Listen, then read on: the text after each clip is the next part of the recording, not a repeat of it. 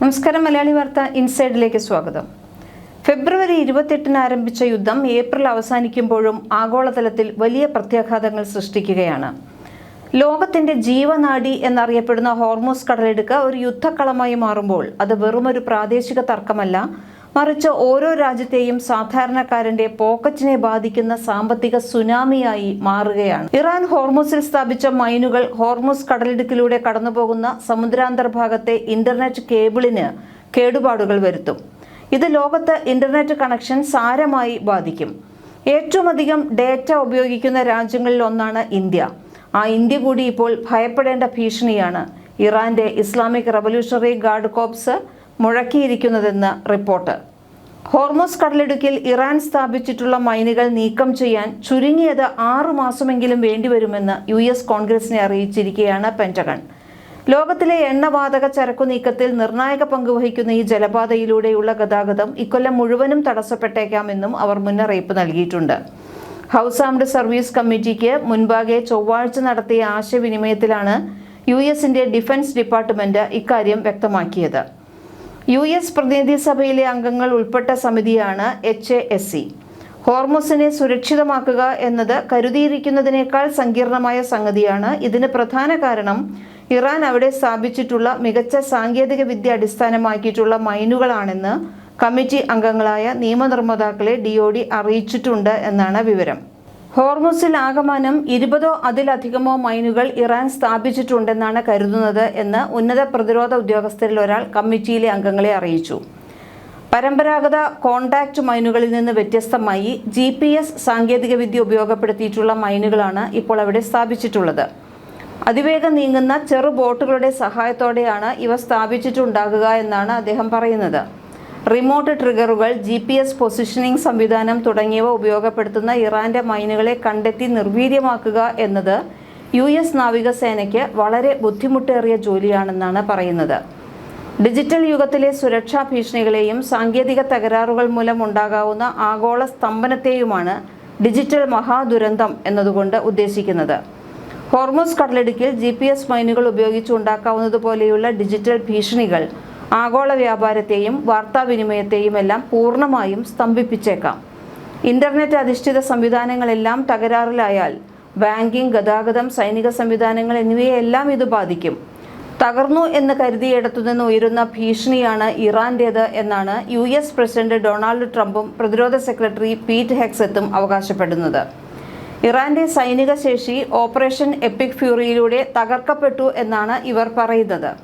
എന്നാൽ പെന്റഗണിന്റെ രഹസ്യ റിപ്പോർട്ടുകൾ പ്രകാരം മറ്റൊരു ചിത്രമാണ് നമുക്ക് ലഭിക്കുന്നത്. ഇറാന്റെ പരമ്പരാഗത നാവികസേനയുടെ 92% തകർക്കപ്പെട്ടിട്ടുണ്ട്. പക്ഷേ ഇസ്ലാമിക് റവല്യൂഷണറി ഗാർഡ് കോറിന്റെ വേഗമേറിയ ബോട്ടുകളും ഗറില്ല യുദ്ധമുറകളുമെല്ലാം ഇപ്പോഴും സജീവമാണ്. ഏറ്റവും ഒടുവിലത്തെ റിപ്പോർട്ടുകൾ പ്രകാരം GPS സാങ്കേതികവിദ്യ ഉപയോഗിച്ച് നിയന്ത്രിക്കാവുന്ന മൈനുകൾ ഇറാൻ ഹോർമൂസ് കടലിടുക്കിൽ വിന്യസിച്ചിട്ടുണ്ട്. കടലിടുക്കിന്റെ ആഴങ്ങളിൽ നിശബ്ദമായി കാത്തിരിക്കുന്ന ഈ മരണക്കെണികൾ നീക്കം ചെയ്യാൻ ചുരുങ്ങിയത് 6 മാസമെങ്കിലും വേണ്ടിവരും. ഇത് പെന്റഗൺ നൽകുന്ന മുന്നറിയിപ്പാണ്. പൂർണ്ണമായും ഈ കടലിടുക്ക് വീണ്ടും തുറക്കാൻ ഇറാൻ ആഗ്രഹിക്കുന്നുണ്ട്. പക്ഷേ തങ്ങൾ തന്നെ സ്ഥാപിച്ച മൈനുകൾ എവിടെയൊക്കെയാണെന്ന് കണ്ടെത്താനോ അവ നീക്കം ചെയ്യാനോ ഉള്ള സാങ്കേതിക ശേഷി ഇന്ന് ഇറാനില്ല. അതുകൊണ്ട് ഇറാൻ തന്നെ അവർ തന്നെ കുഴിച്ച കുഴിയിൽ അവർ പോലും പെട്ടിരിക്കുന്ന അവസ്ഥയാണ് ഇപ്പോൾ ഉള്ളത്. കഴിഞ്ഞ മാസം അമേരിക്കയും ഇസ്രയേലും ഇറാനെതിരെ സൈനിക നടപടി ആരംഭിച്ചതിന് പിന്നാലെയാണ് തന്ത്രപ്രധാനമായ ഹോർമൂസ് ജലപാതയിൽ ഇറാൻ മൈനുകൾ സ്ഥാപിക്കാൻ തുടങ്ങിയത്. മാർച്ച് 2-ന് ഇസ്ലാമിക് റവല്യൂഷണറി ഗാർഡ് കോർപ്സ് കടലിടുക്ക് അടച്ചതായി പ്രഖ്യാപിക്കുകയും പ്രവേശിക്കുന്ന കപ്പലുകളെ അഗ്നിക്കിരയാക്കുമെന്ന് മുന്നറിയിപ്പ് നൽകുകയും ചെയ്തിരുന്നു. ഇതോടെ ആഗോളതലത്തിൽ എണ്ണവില കുതിച്ചുയർന്നു, കപ്പൽ ഗതാഗതം സ്തംഭിക്കുകയും ചെയ്തു. കഴിഞ്ഞ മാസം യുദ്ധം രൂക്ഷമായ ഘട്ടത്തിൽ അമേരിക്കൻ നാവിക വ്യൂഹത്തെ തടയാനായി ഇറാൻ റവല്യൂഷണറി ഗാർഡ് 100 കണക്കിന് മൈനുകളാണ് ഹോർമൂസ് കടലിടുക്കിൽ വിന്യസിച്ചത്. എന്നാൽ ഈ മൈനുകൾ സ്ഥാപിച്ചതിന്റെ കൃത്യമായ മാപ്പുകളോ രേഖകളോ ഇറാന്റെ പക്കൽ ഇല്ല എന്നാണ് US ഉദ്യോഗസ്ഥർ പറയുന്നത്. കാരണം ഈ ചെറിയ ബോട്ടുകൾ ഉപയോഗിച്ചാണ് ഇറാൻ മൈനുകൾ കടലിൽ തള്ളിയത്. കൃത്യമായ സ്ഥാനനിർണയ സംവിധാനങ്ങൾ GPS ഒന്നും ഇതിനായി ഉപയോഗിച്ചിട്ടില്ല.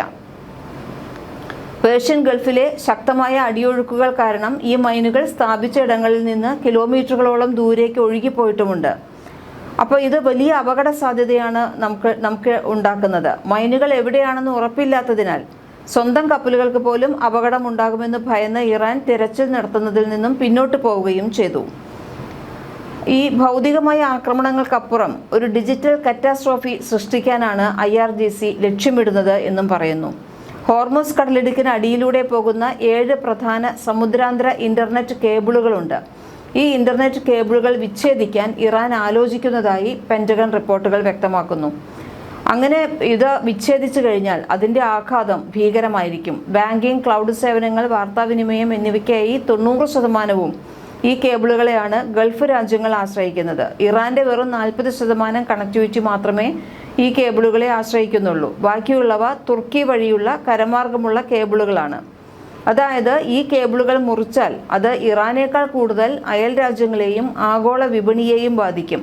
കാരണം ഗൾഫ് രാജ്യങ്ങളിലെല്ലാം തന്നെ ഇന്റർനെറ്റ് ഇല്ലാതെയാകും. ലോകത്തെ എണ്ണ വിതരണത്തിന്റെ 20% കടന്നുപോകുന്നത് ഹോർമുസ് കടലിടുക്കിലൂടെയാണ്. ഇതിന്റെ ഭാഗികമായ അടച്ചുപൂട്ടൽ പോലും ആഗോള എണ്ണവിലയിൽ വൻ വർധനവിനാണ് ഇപ്പോൾ കാരണമായിട്ടുള്ളത്. അമേരിക്കയിലെ ഗ്യാസ് വില ഗാലന് $3.99 കുതിച്ചുയർന്നു. സെപ്റ്റംബർ അവസാനത്തോടെ മാത്രമേ ഇതിൽ ഇനി കുറവുണ്ടാകൂ എന്നാണ് സാമ്പത്തിക വിദഗ്ധർ വിലയിരുത്തുന്നത്. ഇത് വരാനിരിക്കുന്ന US മിഡ് ടേം ഇലക്ഷനിൽ ട്രംപ് ഭരണകൂടത്തിന് വലിയ വെല്ലുവിളിയാകും. കടലിടുക്ക് അടച്ചതായി ഇറാൻ പ്രഖ്യാപിച്ചതോടെ MSC ഫ്രാൻസെസ്ക, എപ്പാമിനോണ്ടാസ് എന്നീ ചരക്ക് കപ്പലുകൾ ഇറാന്റെ സൈന്യം പിടിച്ചെടുത്തു. ലിബിയൻ പതാക വഹിച്ച ഗ്രീക്ക് ഉടമസ്ഥതയിലുള്ള യൂഫോറിയ എന്ന കപ്പലിന് നേരെ ആക്രമണമുണ്ടായി. ഇതെല്ലാം സ്ഥിതിഗതികൾ വഷളാക്കിയിട്ടുണ്ട്. അമേരിക്കയുമായി ബന്ധമുള്ള എല്ലാ കപ്പലുകളും തങ്ങളുടെ ലക്ഷ്യമാണെന്ന് ഇറാന്റെ നിലപാട്. അതേസമയം ചൈനയിൽ നിന്നുള്ള രഹസ്യ സമ്മാനവുമായി വന്ന ഇറാൻ അനുകൂല കപ്പലിനെ US സൈന്യം പിടിച്ചെടുത്തതും സംഘർഷം രൂക്ഷമാക്കി.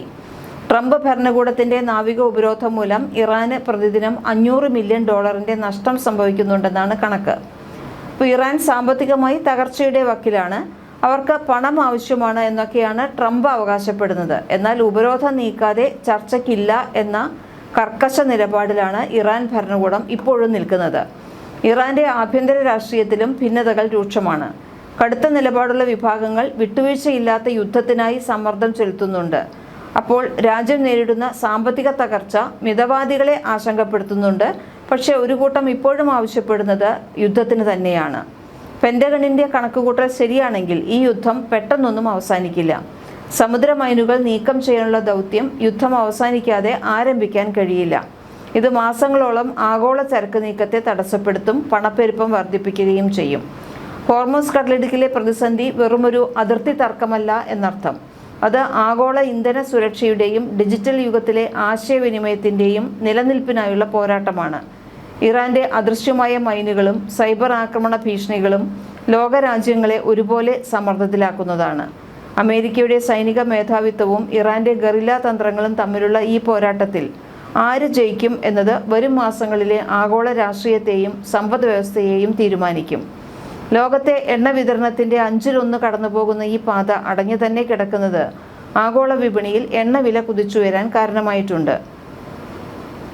ഇറാൻ കപ്പലുകൾക്ക് മാത്രമായി ചില രഹസ്യപാതകൾ അവർ ഒരുക്കിയിട്ടുണ്ടെങ്കിലും അന്താരാഷ്ട്ര ടാങ്കറുകൾക്ക് ആ പാതകൾ സുരക്ഷിതമല്ല. മൈനുകൾ നീക്കം ചെയ്യുന്നതിന് അന്താരാഷ്ട്ര സഹായം ഇറാൻ തേടേണ്ടി വരും എന്നാണ് റിപ്പോർട്ടുകൾ സൂചിപ്പിക്കുന്നത്. പക്ഷേ യുദ്ധം പൂർണ്ണമായി അവസാനിക്കാതെ മറ്റൊരു രാജ്യത്തിന്റെ നാവികസേനയെ തങ്ങളുടെ അതിർത്തിയിൽ പ്രവേശിപ്പിക്കാൻ ഇറാൻ തയ്യാറാകുമോ എന്നത് സംശയമാണ്. നിലവിൽ ഒരു ഇടുങ്ങിയ വഴിയിലൂടെ മാത്രമാണ് കപ്പലുകളെ കടന്നുപോകാൻ ഇറാൻ അനുവദിക്കുന്നത്. സുരക്ഷിത പാതകൾ സൂചിപ്പിക്കുന്ന ഭൂപടങ്ങൾ അർദ്ധ ഔദ്യോഗിക മാധ്യമങ്ങൾ വഴി ഇറാൻ പുറത്തുവിട്ടിട്ടുണ്ടെങ്കിലും മൈനുകളിൽ ഇടിക്കാനുള്ള സാധ്യത നിലനിൽക്കുന്നുണ്ട്. ഇതേസമയം ഹോർമുസ് കടലിടുക്ക് ഉടനടി പൂർണ്ണമായി തുറക്കണമെന്ന് US പ്രസിഡന്റ് ഡൊണാൾഡ് ട്രംപ് ആവശ്യപ്പെട്ടു. 2 ആഴ്ചത്തെ വെടിനിർത്തൽ കരാർ പ്രാബല്യത്തിൽ വരണമെങ്കിൽ ജലപാത സുരക്ഷിതമായി തുറക്കണമെന്നാണ് ട്രംപിന്റെ നിലപാട്. ബുധനാഴ്ച ഇറാൻ വിദേശകാര്യമന്ത്രി അബ്ബാസ് അരാഗ്ചി സാങ്കേതിക പരിമിതികൾ പരിഗണിച്ചുകൊണ്ട് കടലിടുക്ക് തുറക്കുമെന്ന് പ്രസ്താവിച്ചിരുന്നു. ഇത് മൈൻ നീക്കം ചെയ്യലിലെ വെല്ലുവിളികൾ ഇറാൻ സമ്മതിക്കുന്നതിന് തുല്യമാണെന്ന് നിരീക്ഷകർ കരുതുന്നു. സമാധാന ചർച്ചകൾക്കായി ശനിയാഴ്ച ഇസ്ലാമാബാദിൽ വെച്ച് അബ്ബാസ് അരാഗ്ചിയും US വൈസ് പ്രസിഡന്റ് JD വാൻസും കൂടിക്കാഴ്ച നടത്തുന്നുണ്ട്. 70 അംഗ ഇറാനിയൻ പ്രതിനിധി സംഘമാണ് ചർച്ചയിൽ പങ്കെടുക്കുന്നത്. ഹോർമുസ് കടലിടുക്കിലെ സുരക്ഷയും മൈൻ നീക്കം ചെയ്യലുമായിരിക്കും ചർച്ചയിലെ പ്രധാന വിഷയം. മൈനുകൾ സ്ഥാപിക്കുന്നതിനേക്കാൾ സങ്കീർണമാണ് അവ നീക്കം ചെയ്യുന്നതെന്ന് പ്രതിരോധ വിദഗ്ധർ ചൂണ്ടിക്കാണിക്കുന്നു. അത്യാധുനിക സംവിധാനങ്ങളുള്ള അമേരിക്ക പോലും മൈൻ നീക്കം ചെയ്യാനായി പ്രത്യേക ലിറ്റോറൽ യുദ്ധക്കപ്പലുകളെയാണ് ആശ്രയിക്കുന്നത്. US ആക്രമണത്തിൽ ഇറാന്റെ പല പ്രധാന നാവിക താവളങ്ങളും തകർക്കപ്പെട്ടതും തിരിച്ചടിയായിട്ടുണ്ട്. എന്നാൽ കൂടുതൽ മൈനുകൾ വിന്യസിക്കാൻ ശേഷിയുള്ള നൂറുകണക്കിന് ചെറിയ ബോട്ടുകൾ ഇറാൻ ഇപ്പോഴും കൈവശം വെച്ചിട്ടുമുണ്ട്. ഇത് ശരിക്കും ആശങ്ക വർദ്ധിപ്പിക്കുകയാണ്. കടലിടുക്കിൽ എത്ര മൈനുകൾ ഉണ്ടെന്നോ അവയുടെ നിലവിലെ കൃത്യമായ സ്ഥാനം എവിടെയാണെന്നോ ഇപ്പോഴും അവ്യക്തമായി തുടരുകയാണ്. ഇത് ആഗോള ഷിപ്പിംഗ് മേഖലയെ കടുത്ത ആശങ്കയിലാഴ്ത്തിയിരിക്കുകയാണ്. അതിനൊപ്പമാണ് ഇപ്പോഴും നൂറുകണക്കിന് ചെറിയ ബോട്ടുകൾ ഇറാൻ കൈവശം വെച്ചിരിക്കുന്നത്. ഈ ചെറിയ ബോട്ടുകൾ വഴിയാണ് ഇത്തരം മൈനുകൾ ഹോർമൂസിൽ മുഴുവൻ പലയിടത്തുമായിട്ട് വിതറിയിട്ടുള്ളത്. ഇനിയും അതുതന്നെ ആവർത്തിക്കുമോ എന്നുള്ളൊരു ആശങ്ക ഇപ്പോഴും നിലനിൽക്കുന്നുമുണ്ട്. മലയാളി വാർത്ത ഇൻസൈഡ്.